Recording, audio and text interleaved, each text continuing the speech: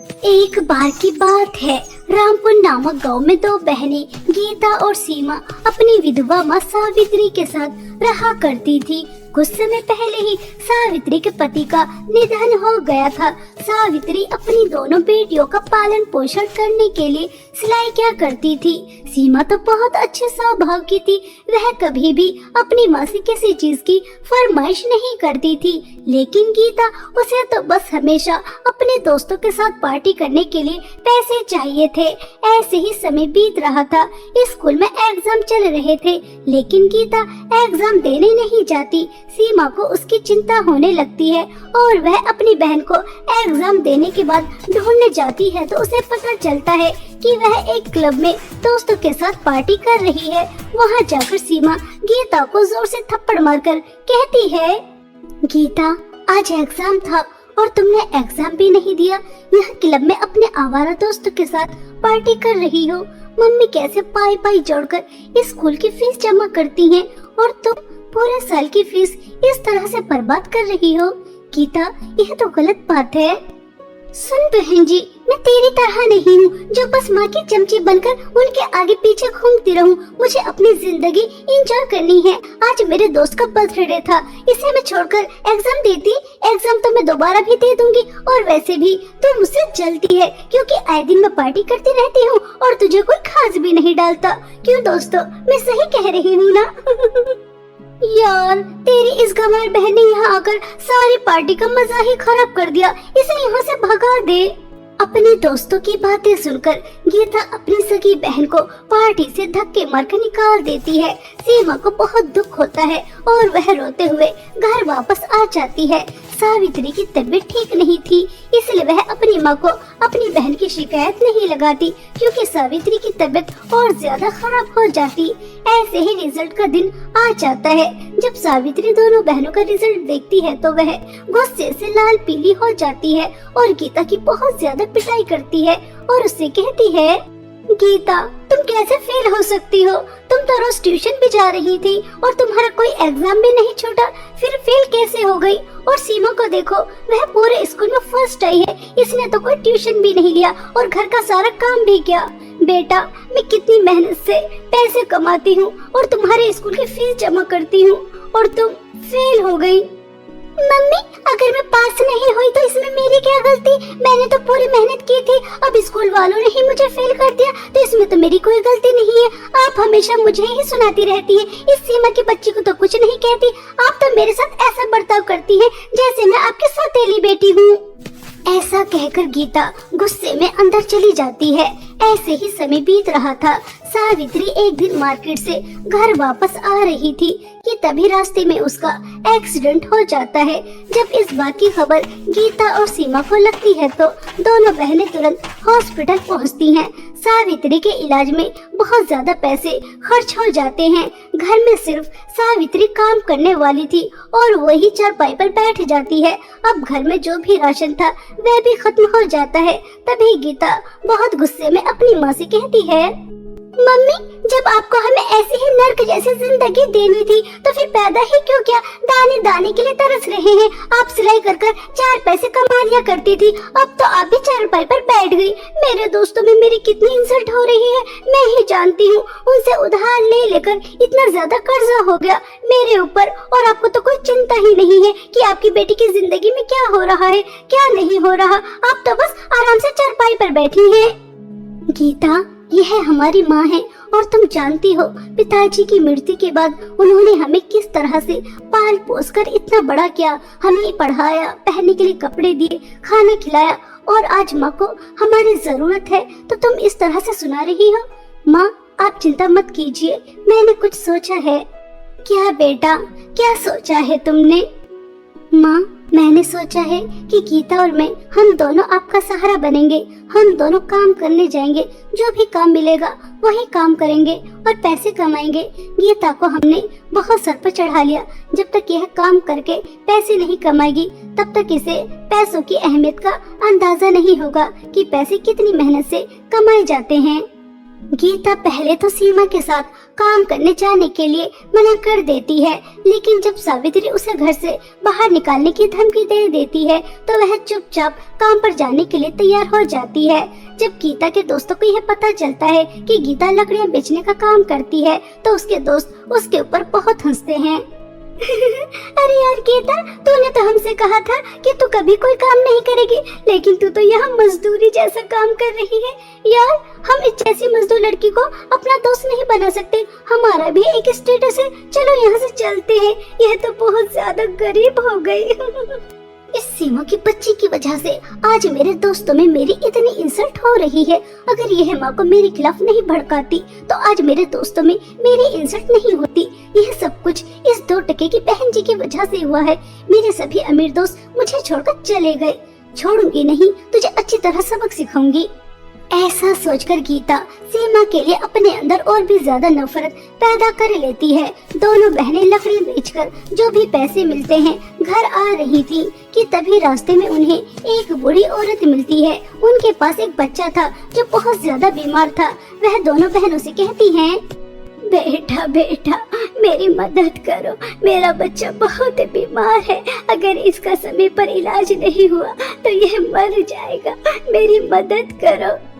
बुढ़िया, तेरा दिमाग तो खराब नहीं है। पूरे दिन हमने लकड़ियाँ काटी, इतनी धूप में अपना पसीना बहाया और इन्हें बेच कर आए। इतनी मेहनत से हमने पैसे कमाए और तुझे क्या लगता है कि इतनी आसानी से हम तुझे दे देंगे? तेरा बच्चा मरता है तो हमारी बला से मर जाए, हम तुझे कोई पैसे वैसे नहीं देने वाले। ये भिखारी कहीं से भी आ जाते हैं मुंह उठाकर। गीता, देखो तो इनका बेटा कितना ज्यादा बीमार है। अगर एक इंसान दूसरे इंसान के काम नहीं आएगा तो कौन आएगा? हमें इनकी मदद करनी चाहिए। अगर हम एक समय खाना नहीं खाएंगे तो क्या हो जाएगा? किसी की जान तो बच जाएगी। यह लीजिए अम्मा जी पैसे। सीमा की बच्ची, तो खुद को क्या समझती है? जब देखो समाज सेवा करने के लिए सबसे आगे आकर खड़ी हो जाती है। मैंने तो कुछ पैसे छुपा कर रखे थे। अगर सारे पैसे तुझे दे देती तो आज तो भूखे पेट ही सोना पड़ता।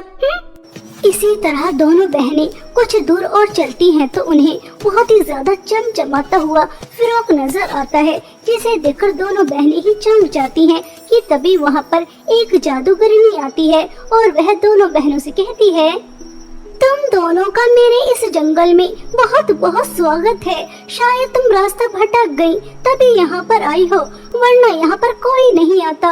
और तुमने यह जादू फ्रॉक भी देख लिया है। अब यह जादू फ्रॉक तुम दोनों बहनों में से किसी एक का हो सकता है। और तुम जानती हो यह जादू फ्रॉक कितना ज्यादा शक्तिशाली है। इससे तुम जो भी कुछ मांगोगी वह तुम्हें तुरंत दे देगा। सोना, हीरे, जवाहरात, पैसा, कुछ भी। हाँ जादूगरनी जी, यह जादू फ्रॉक मुझे चाहिए। नहीं नहीं, यह तुम्हें ऐसे नहीं मिलेगा। इसके लिए तुम्हें किसी की बलि चढ़ानी होगी और वह बलि किसी और की नहीं, किसी इंसान की होनी चाहिए। जादूगरनी जी, मैं आपको एक इंसान की बलि चढ़ाकर देने के लिए तैयार हूँ। ये रही मेरी बहन, इससे मैं बहुत ज्यादा नफरत करती हूँ। हमेशा माँ की लाडली बनी रहती है और इसी की वजह से मुझे काम भी करना पड़ रहा है और मेरे दोस्तों में मेरी बहुत ज्यादा इंसल्ट भी होती है। इसलिए मैं अपनी बहन को मारने के लिए तैयार हूँ, लेकिन मुझे यह जादू फ्रॉक दे देना। मैं इसकी धन दौलत से अपने दोस्तों के साथ एंजॉय करूँगी। सीमा, तुम्हारी बहन तुम्हारी बलि चढ़ाने के लिए तैयार है। अगर तुम अपनी बहन की बलि चढ़ाने के लिए तैयार हो तो यह फ्रॉक तुम्हें भी मिल सकता है। यह ऑप्शन तुम्हारे पास भी है। जादूगरनी जी, अगर आप दुनिया की सारी धन दौलत भी मेरे कदमों में डाल दोगी तब भी मैं अपनी बहन की बलि नहीं चढ़ाऊंगी। और गीता, तुम्हारी यह शब्द सुनकर मुझे बहुत दुख हुआ। मुझे लगा था कि तुम छोटी हो, नादान हो, इसलिए मुझसे बदतमीजी करती हो, लेकिन पैसों के लालच में इतनी अंधी हो जाओगी कि अपनी बहन का खून बहाने के लिए तैयार हो जाओगी। यह मैंने कभी नहीं सोचा था, कभी नहीं सोचा था।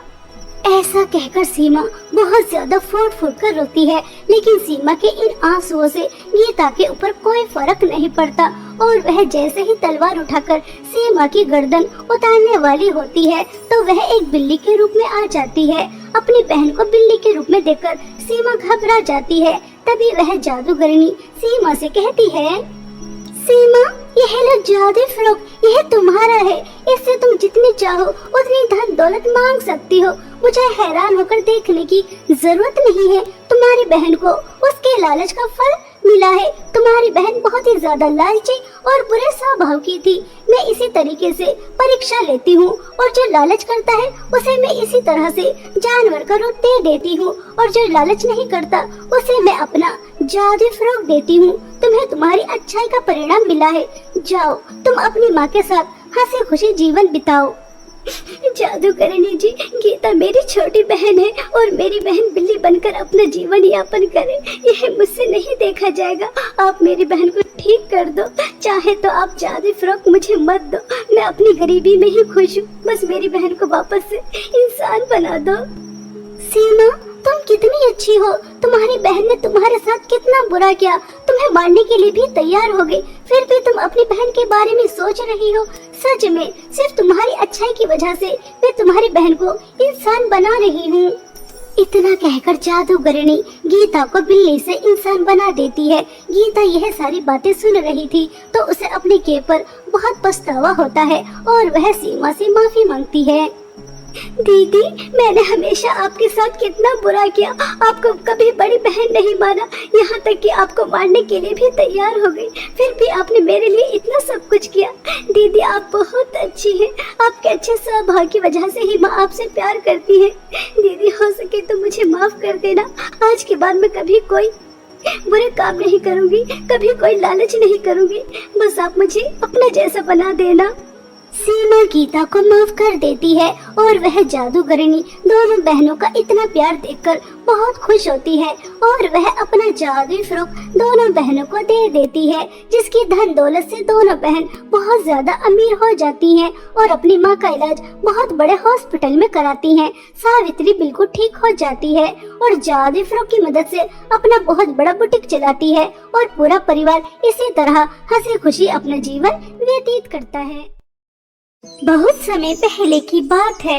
उदयपुर नामक गांव में विनीता की दो बेटियां थीं, सुमन और श्वेता। सुमन विनीता की अपनी सगी बेटी थी और श्वेता उसकी सगी बेटी नहीं थी। जब श्वेता 1 वर्ष की थी तो वह उसे एक पेड़ के नीचे रोते हुए मिली थी।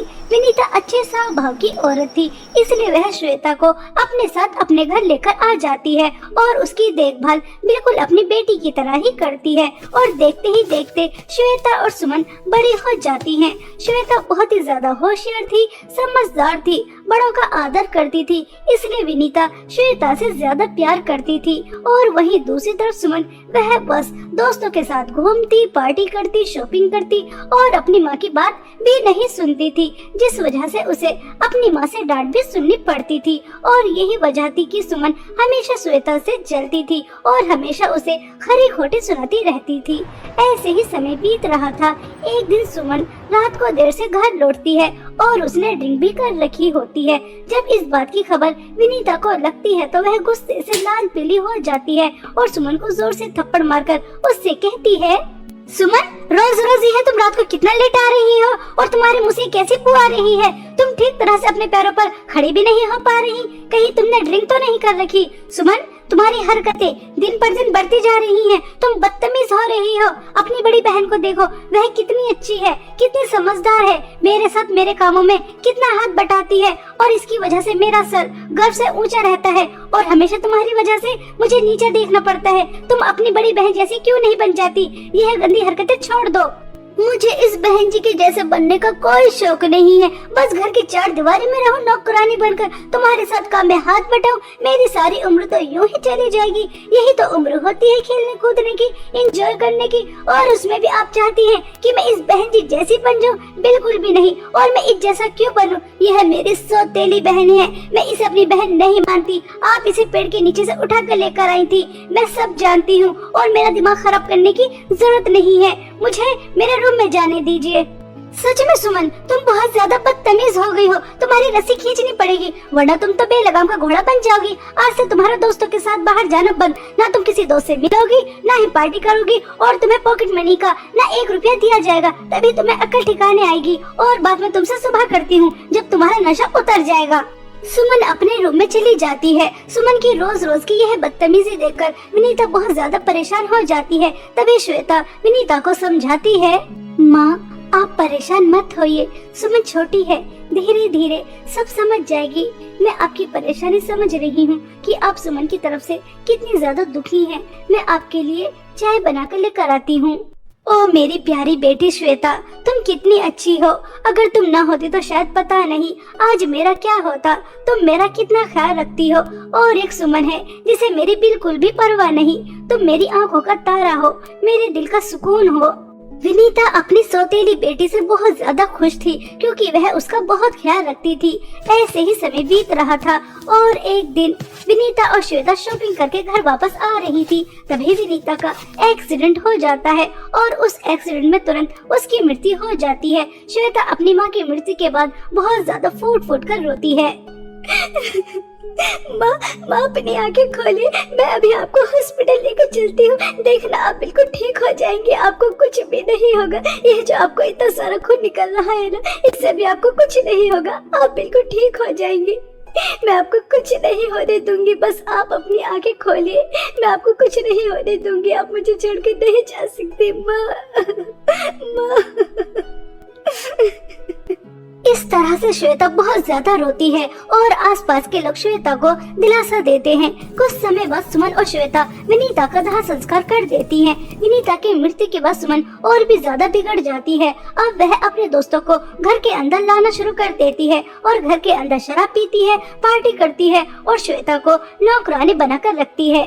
ऐसे ही एक दिन श्वेता सुमन से कहती है, सुमन, माँ तुम्हें कितना ज्यादा समझाती थी, तुम्हें समझाते समझाते इस दुनिया से चली गई। प्लीज उनके जाने के बाद तो तुम उनकी आत्मा को सुकून पहुँचाओ। वह तुम्हें ऐसे देखती होंगी तो कितना ज्यादा परेशान होती होंगी। तुम पढ़ाई पर ध्यान लगाओ। और तुम कितने पैसे खर्च करती हो, तुमने सारी प्रॉपर्टी बेच दी, बस हमारे पास एक यही घर बचा है। सुमन प्लीज ऐसा तो मत करो।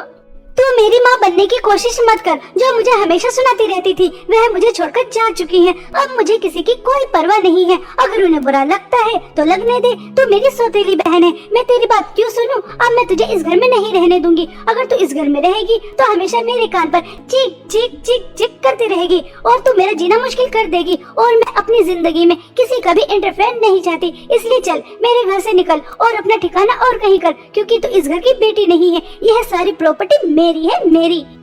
सुमन, मैं तो तुम्हें समझाने के लिए कह रही थी, तुम मुझे इस घर से क्यों निकाल रही हो? अगर मैं यह घर छोड़कर चली जाऊंगी तो कहाँ रहूंगी? मेरे पास तो सर छुपाने के लिए छत भी नहीं है। कृपया करके मुझे घर से बाहर मत निकालो।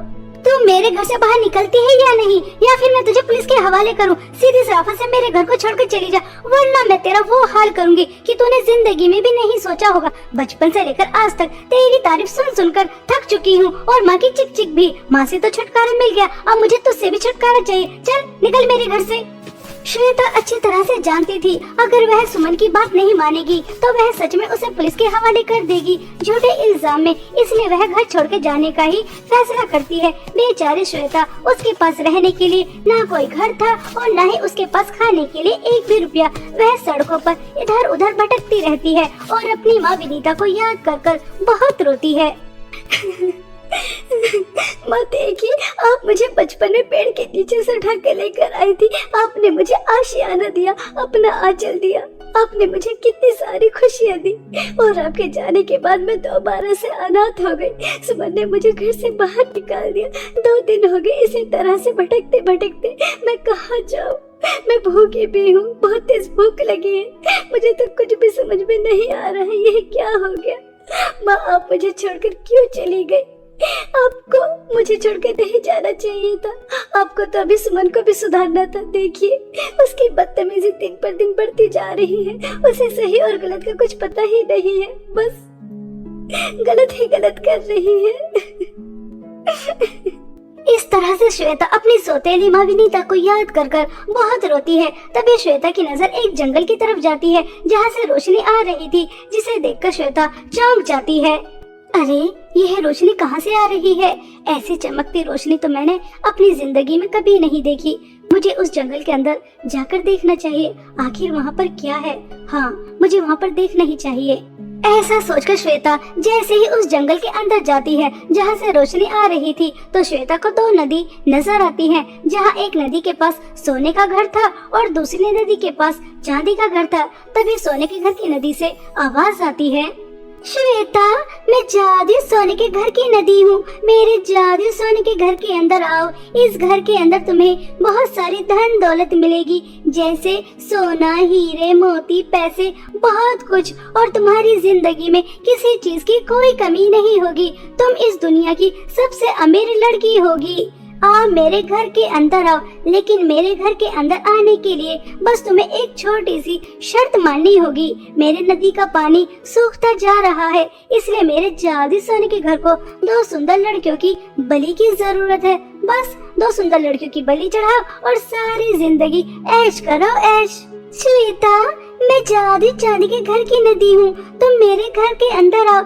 इस घर के अंदर तुम्हें कोई धन दौलत नहीं मिलेगी, न पैसा, न सोना, न चांदी, न रुपया, कुछ भी नहीं। बल्कि मेरे घर के अंदर एक छोटा सा गांव बसता है, जिसके अंदर कम से कम 100 से ज्यादा बच्चे बीमार हैं। उनकी तुम्हें सेवा करनी होगी, और जैसे ही वे बच्चे स्वस्थ हो जाएंगे तो जो मेरी नदी का पानी सूख रहा है वह दोबारा से भर जाएगा। लेकिन इसके बदले तुम्हें कुछ भी नहीं मिलेगा। अब तुम्हारे हाथ में है कि तुम सारी जिंदगी ऐश करने के लिए 2 सुंदर लड़कियों की बलि चढ़ाकर धन दौलत प्राप्त करना चाहती हो, या फिर 100 बच्चों को नया जीवन देकर पुण्य कमाना चाहती हो। मेरे पास रहने के लिए न घर है और न खाना खाने के लिए पैसे, कुछ भी नहीं है। मुझे धन दौलत की बहुत ज्यादा जरूरत है, लेकिन इन सब के बावजूद भी मैं धन दौलत का लालच नहीं करूंगी, क्योंकि मुझे मेरी माँ समझाती थी कि लालच बहुत बुरी बला होती है। कभी भी हमें लालच में नहीं आना चाहिए। इसलिए मैं जादू चांदी के घर के अंदर जाना चाहती हूँ और 100 बच्चों की सेवा करना चाहती हूँ और पुण्य कमाना चाहती हूँ। पुण्य कमाना दुनिया की सबसे बड़ी धन दौलत है और मैं वही प्राप्त करना चाहती हूँ। ऐसा कहकर श्वेता नदी के सहारे जादू चांदी के घर के अंदर चली जाती है, और वहाँ जाकर श्वेता देखती है तो वह घर धन दौलत से भरा हुआ था। यह देखकर श्वेता चौंक जाती है और सोचती है कि 100 बच्चे कहाँ पर हैं। तभी उसे जादू चांदी के घर से आवाज आती है, श्वेता, तुम बहुत अच्छी लड़की हो। तुम्हारा दिल बहुत बड़ा है, वरना आज के टाइम में इतनी सारी धन दौलत छोड़कर कौन किसकी मदद करना चाहता है। तुम्हें पैसों की जरूरत थी, इस सब के बावजूद भी तुमने धन दौलत का लालच नहीं किया। तुमने लोगों की मदद करने के बारे में सोचा। इससे पता चलता है कि तुम कितनी अच्छी लड़की हो। यह घर भी तुम्हारा है और इसकी धन दौलत भी तुम्हारी है। इस घर को तुम जहाँ चाहो वहाँ रख सकती हो, और इसकी मदद से तुम औरों की भी मदद कर सकती हो। अगर तुम चाहो तो अब तुम्हारी जिंदगी में धन दौलत की कभी कमी नहीं होगी। जाओ प्यारी बच्ची, खुश रहो। जादू चांदी के घर की बातें सुनकर श्वेता बहुत ज्यादा खुश हो जाती है, और वह खुशी खुशी जादू चांदी का घर लेकर एक गांव में आ जाती है और वहां रहने लगती है। और जादू चांदी के घर की धन दौलत से गांव के गरीब, परेशान और अनाथ लोगों की बहुत मदद करती है, जिस वजह से श्वेता का आस पड़ोस में बहुत नाम होने लगता है। उसकी जय जयकार होने लगती है।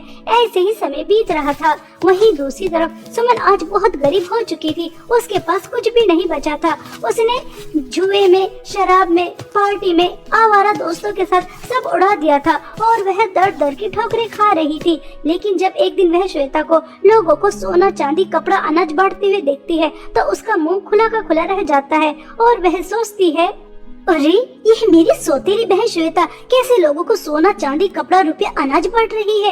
इसने कितनी सुंदर सोने की ड्रेस पहन रखी है। यह इतनी ज्यादा अमीर कैसे हो गई। यह तो मुझे देखकर हंसेगी, मेरा मजाक उड़ाएगी। मैंने तो इसे धक्के मार के इसलिए निकाला था ताकि यह दर दर की ठोकरें खाए, लेकिन ये मनहूस तो ऐश की जिंदगी गुजार रही है और मैं दर दर की ठोकरें खा रही हूँ। नहीं नहीं, ऐसा नहीं हो सकता। मुझे पता लगा नहीं होगा कि ये मनहूस इतनी ज्यादा अमीर कैसे हो गई। हाँ, ऐसा सोचकर सुमन श्वेता के ऊपर नजर रखने लगती है, और एक दिन श्वेता अपनी स्वर्गवासी माँ की तस्वीर के सामने खड़ी होकर बातें कर रही थी।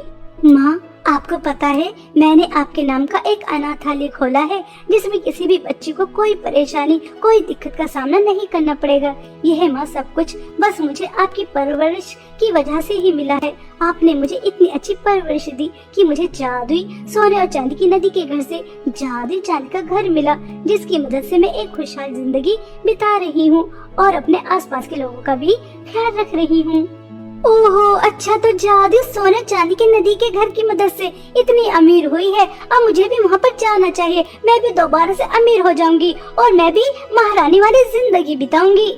ऐसा सोचकर सुमन उसी जगह पहुंच जाती है जहां पर जादू सोने और चांदी के घर की नदी थी और वहां जाकर रोने लगती है। तभी सुमन से भी यही पूछा जाता है कि वह जादू सोने के घर की धन दौलत लेकर ऐश की जिंदगी गुजारना चाहती है या फिर सब बच्चों की सेवा करना चाहती है। तभी सुमन हंसते हुए कहती है अरे जादू सोने चांदी के घर की नदी, तुम भी बड़ी बेवकूफ हो। अरे जिसके सामने इतनी सारी धन दौलत पड़ी होगी तो वह धन दौलत ही तो चुनेगा। वो पागल तो नहीं है जो फ्री में 100 बच्चों की सेवा करेगा। मुझे तो जादू सोने के घर के अंदर जाना है और वहाँ की धन दौलत लेकर इस दुनिया पर राज करना है। मुझे बहुत अमीर होना है और श्वेता की 25 से भी ज्यादा अमीर।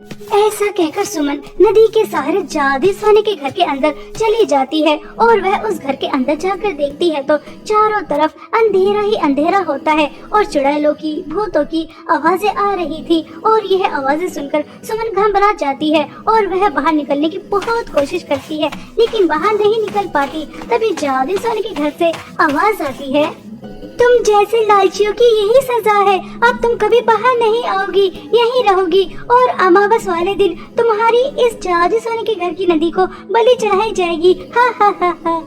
यह सुनकर सुमन घबरा जाती है और बहुत रोती है। इस तरह सुमन को उसके लालच और बुरे कर्मों की सजा मिल जाती है और वहीं दूसरी तरफ श्वेता अपने अच्छे स्वभाव की वजह से एक खुशहाल जिंदगी बिताती है और दूसरों की जिंदगी में भी खुशियाँ लेकर आती है। इसलिए हमें हमेशा अच्छे काम करने चाहिए और लालच तो कभी भी नहीं करना चाहिए क्योंकि लालच बहुत बुरी बला होती है।